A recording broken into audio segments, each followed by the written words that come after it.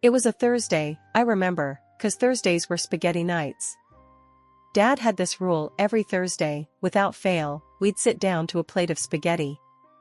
It was our thing, you know? But that Thursday was different. It was the day Mom left, and everything changed. Dad walked in, later than usual. I was already at the table, poking at my now cold spaghetti, wondering why he was so late. The moment he stepped through the door, I knew something was off. His face was all red, like he'd been crying or something. Seeing Dad like that, it scared me. I'd never seen him cry before. "Anna," he said, his voice all shaky. "We need to talk."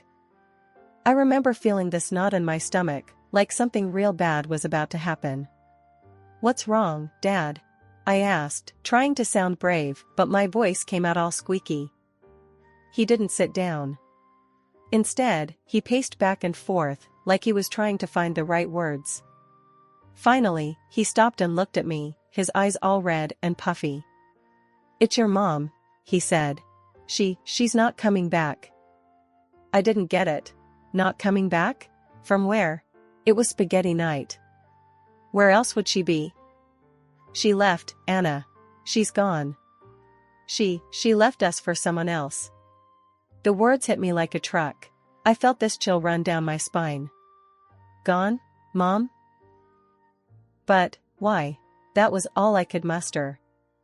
Dad's voice broke as he tried to explain. "I don't know, kiddo. I don't understand it myself. But she made her choice, and we gotta deal with it." I was mad, you know? Mad and sad and a bunch of other things I couldn't quite name. Did she even say goodbye? Does she not love us anymore? Dad sat down next to me then, pulling me into a hug. "I'm sure she loves you, Anna. But sometimes, people, they make choices that hurt others. It's not right, but it happens." I pushed him away, feeling this anger bubbling up inside me. "Well, I hate her," I shouted, not really meaning it. Or maybe I did. I was so mixed up. Dad sighed, wiping his eyes with the back of his hand. "I know, kiddo.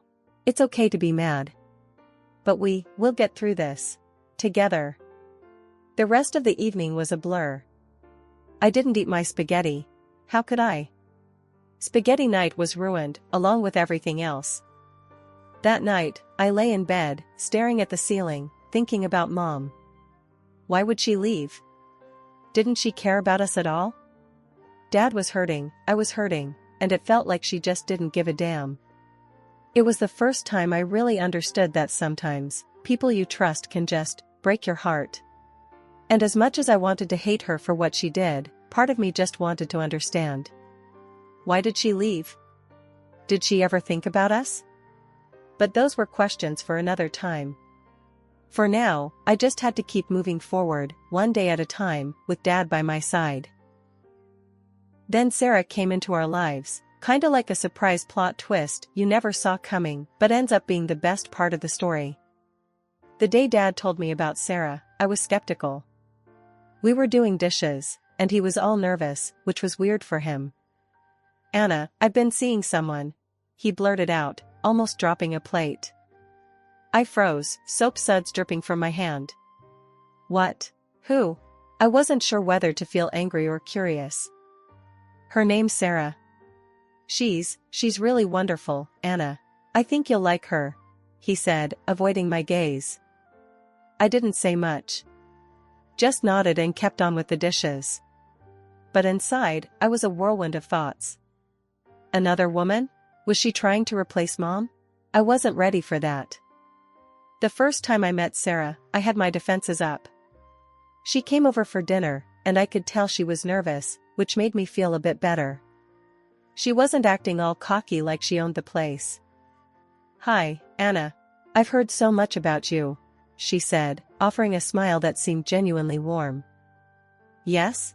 All good things, I hope," I replied, trying to sound tough, but probably just coming off as awkward. We sat down to eat, and the conversation was kinda stilted at first. Dad kept trying to fill the silence, bless him. But then, Sarah started talking about this band she loved, which turned out to be one of my favorites too. That broke the ice, and before I knew it, we were chatting like old friends. It didn't take long for Sarah to become a fixture in our lives. She moved in a few months later, and things, they just felt right, you know? Like she was meant to be part of our family. One day, after Sarah had moved in, I came home fuming from school. Some kids had been making fun of me for not having a mom, and I'd had enough.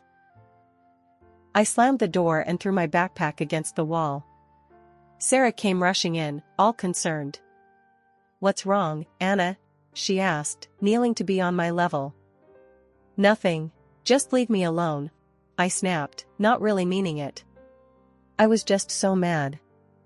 Sarah didn't budge. "It doesn't look like nothing. Wanna talk about it?" I hesitated, then blurted out everything about the kids at school, about missing mom, about feeling so damn angry all the time. Sarah just listened, her expression soft. When I was done, she hugged me. Not in a trying to replace your mom way, but in a I'm here for you no matter what way. That meant the world to me. "Anna, I'll never try to take your mom's place. But I want you to know I'm here for you, okay? As a friend, as family. Whatever you need." I nodded, wiping away tears. "Thanks, Sarah." From then on, Sarah wasn't just Dad's girlfriend or the woman living with us. She was part of our family. She helped me with homework, listened to my teenage rants, and even taught me how to apply eyeliner properly. She filled our home with laughter and love, something I hadn't realized how much I'd missed until she showed up. One evening, we were all watching a movie, and I looked over at Sarah and Dad, laughing together on the couch. It hit me then how much things had changed, how much better they'd gotten. "Thanks, Sarah," I whispered, not sure if she heard me. "For what?" she whispered back, turning to me with a smile. "For everything," I said, meaning every word. Sarah just squeezed my hand and turned back to the movie. But that moment, that simple exchange, it sealed the deal for me. Sarah was family, through and through. College was a whole new world for me. Moved out, living on campus, studying economics because, well, it seemed like a solid choice. I'd call Dad and Sarah every Sunday, filling them in on the mundane and the exciting alike. They were my rock, my safety net in this whirlwind of new experiences. One evening, I was cramming for midterms with my roommate, Jenna, when my phone rang. Seeing Dad's ID, I figured it was their usual check-in. "Hey, Dad, what's up?" I answered, trying to keep the stress out of my voice. But it wasn't Dad. It was Sarah, and her voice was all wrong.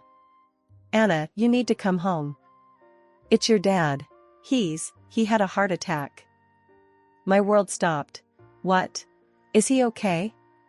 Tell me he's okay, Sarah." She was silent for a moment too long. "He didn't make it, Anna." "I'm so sorry." The phone nearly slipped from my hand.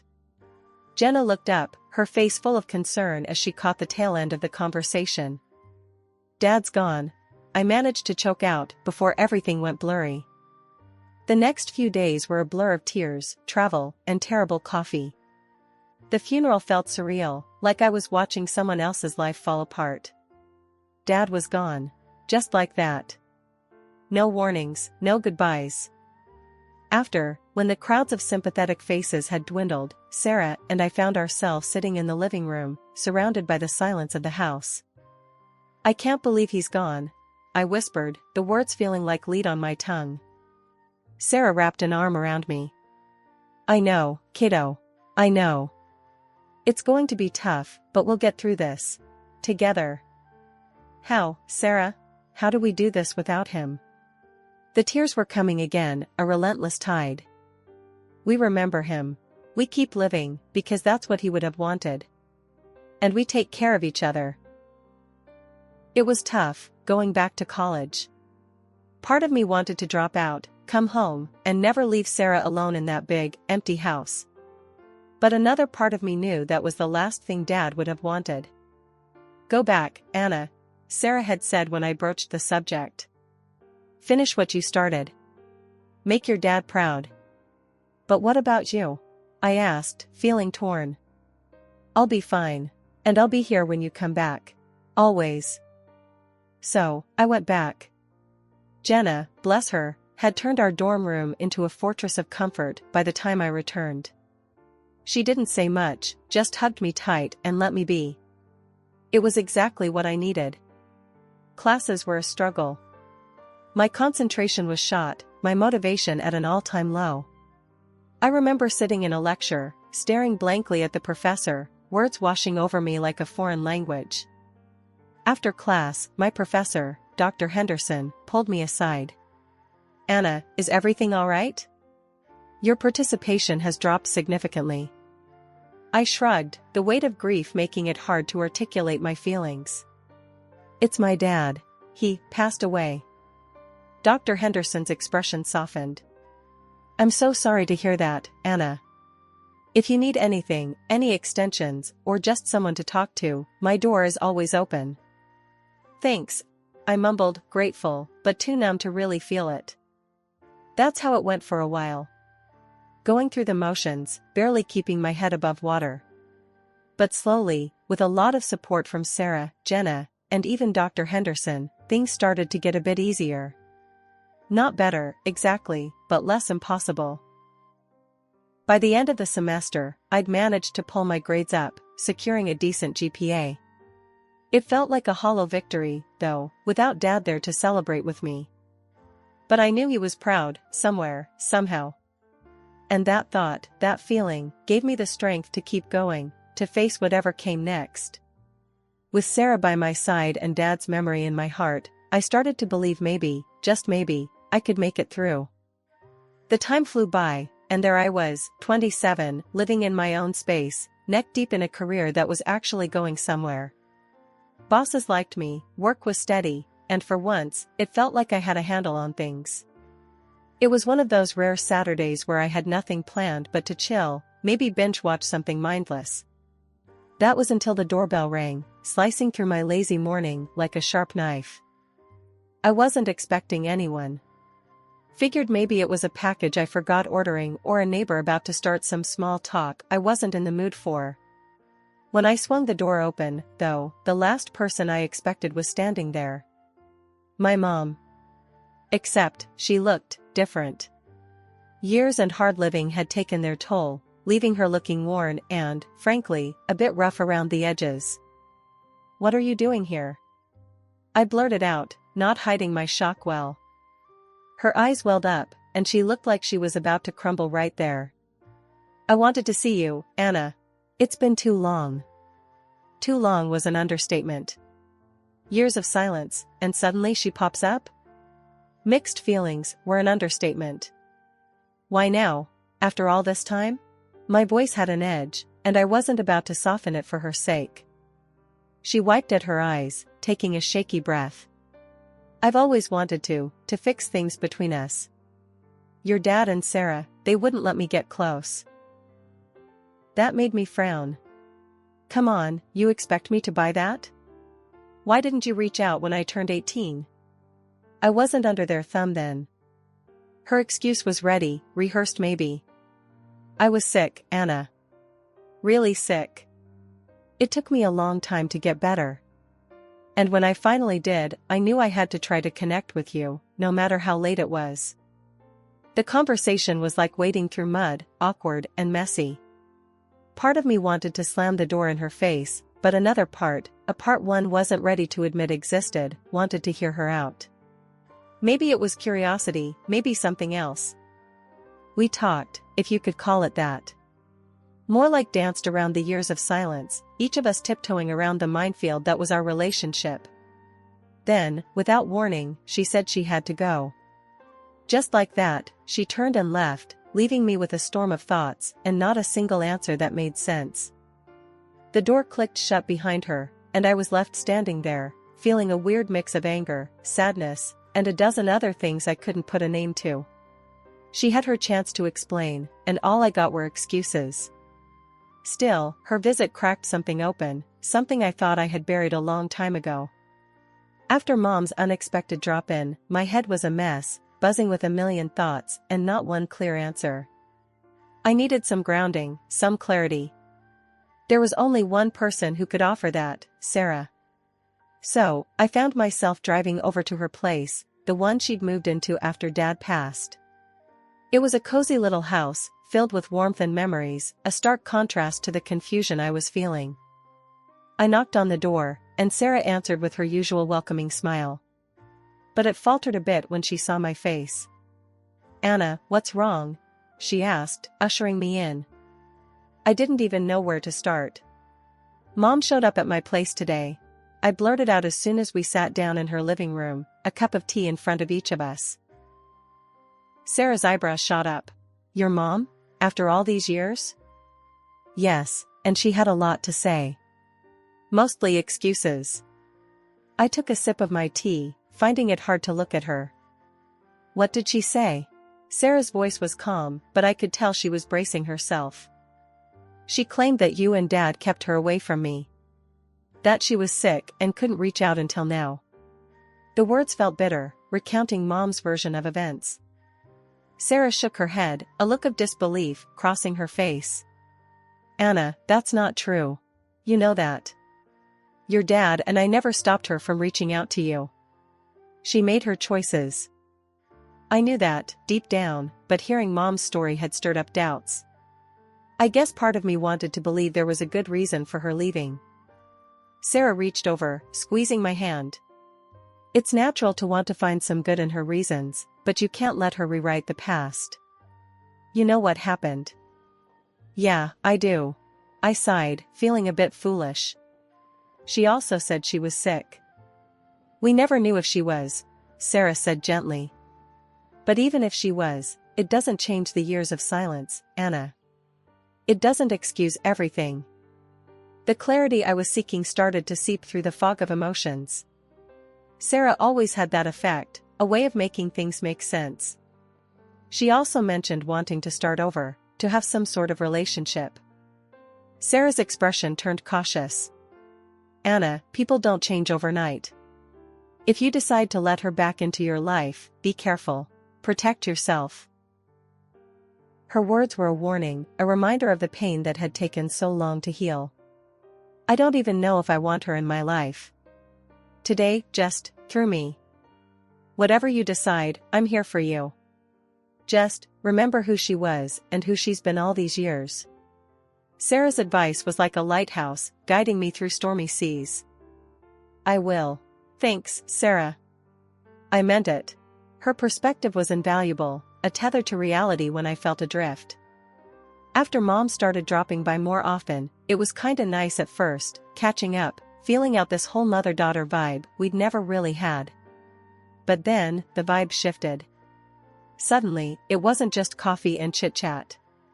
She started hinting at needing cash, first for this doctor's bill, then for that rehab thing she said was for her illness recovery. Each time, laying it on thick with the lovey-dovey stuff, something I wasn't used to from her. Despite Sarah's earlier warnings ringing in my ears, I found myself unable to say no. Maybe it was the guilt, or maybe I was just starved for that maternal affection I'd missed out on. But then she hit me with a real doozy. Out of the blue, she's like, "I found this perfect apartment right next to yours.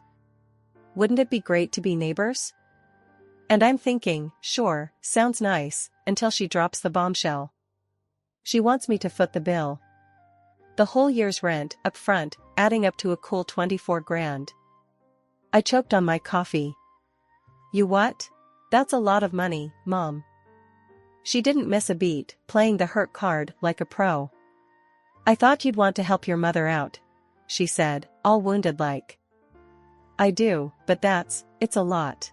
I need to think about it." I managed to stammer out, feeling like I'd just been sucker-punched. Well, she didn't like that one bit, got all huffy, and stormed out.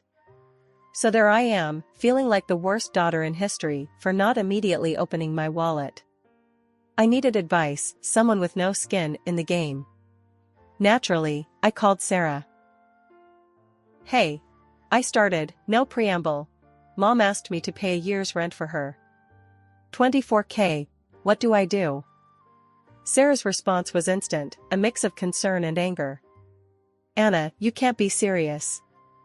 After everything, you're considering it?" I sighed, running a hand through my hair. I don't know, Sarah. She's my mom. She's also the woman who left you and your dad high and dry. You owe her nothing. Sarah shot back, her voice sharp as attack. Her words stung, but I knew she was right. Still, something in me couldn't shake the idea of finally having a real relationship with my mom, even if it meant buying it. Against my better judgment, I went ahead and agreed to Mom's request.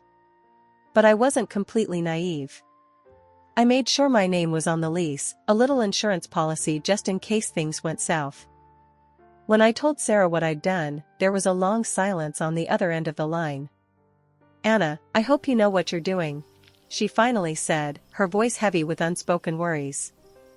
Yes, me too, I replied, though in truth, I had no idea what I was doing.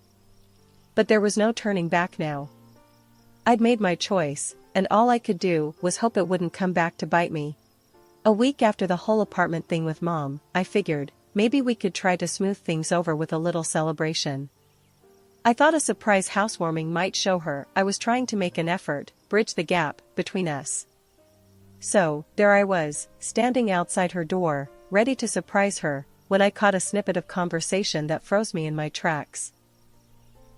There was my mom, loud and clear, boasting to a room full of her new buddies about how she'd played me for a fool. Can you believe it? Got my own daughter to pay for this place for a whole year. She's as stupid as they come, just like her old man was. She cackled. My heart sank. I felt this cold rush of disbelief and then hot anger bubbling up. But I pushed the door open and stepped inside before I could second-guess myself. The scene was exactly as I'd imagined, a bunch of drunken strangers cluttering up the living room, with my mom holding court among them. The laughter died down as every eye turned to me, the sucker of the hour. For a moment, Mom looked caught off guard, a flicker of guilt maybe, but it was gone as quick as it came. Then, doubling down, she sneered. Look who decided to show up. Come to see what your generosity bought? Her friend snickered, eyeing me like I was some kind of joke. The anger inside me was boiling over, but I kept my cool. Smiling, I said, actually, I came to tell you something interesting. About the rent for this place. Mom smirked, playing to her audience. Oh yeah? What's that? I pulled out the rental agreement I'd kept, waving it like a flag of victory. See, I only paid for a month. Not a year. You could have heard a pin drop. Mom's face went white, her smirk vanishing as she realized the game was up. Her friends, sensing the shift, started to back away, their laughter turning to murmurs of confusion. I didn't wait for her to recover, to spit out some excuse or plea. I just turned on my heel and walked out, leaving her to her mess, both literal and metaphorical. As I walked away, her outraged screams followed me, but they didn't touch me. Not anymore. I felt lighter somehow, like I'd finally shaken off a weight I'd been carrying without even realizing it. After the whole mess with the apartment and catching Mom in her true colors, I went straight to Sarah's. Needed someone who could make sense of this circus. Before I could even get a word in, Mom shows up out of nowhere, all fire and brimstone, threatening to sue me for every penny I had. Wanted me to support her for life, as if the years of neglect could just be erased with a paycheck. Sarah, she just laughed. Not a happy laugh, but one of those I can't believe this laughs. You're gonna sue? Really? She wasn't even mad, just amazed at the audacity. Mom was on a tear, shouting about rights and money until Sarah, cool as ever, pulled out this stack of papers from a drawer. You mean these rights? She says, waving the documents that spelled out how Mom had ditched her parental duties ages ago. Mom's face when she saw those papers? It was like someone had flipped a switch. From fiery to deflated in a second flat. Fast forward 2 weeks, and word gets around that Mom's been kicked out of the apartment. Apparently, she tried to pull a fast one, refusing to leave, and they had to call the cops to drag her out. She showed up at my place next, pounding on the door, making all sorts of threats and pleas through the wood. But I was done. Completely over it. I yelled back, clear enough so she'd hear. Knock it off, or I'm calling the cops. Guess that got through to her because she took off. Haven't seen hide nor hair of her since. Sitting there, after she'd scampered away, it hit me. I was finally free. Not just from her threats and manipulations, but from the weight of her expectations, her disappointments. For the first time in a long while, I felt like I could breathe easy,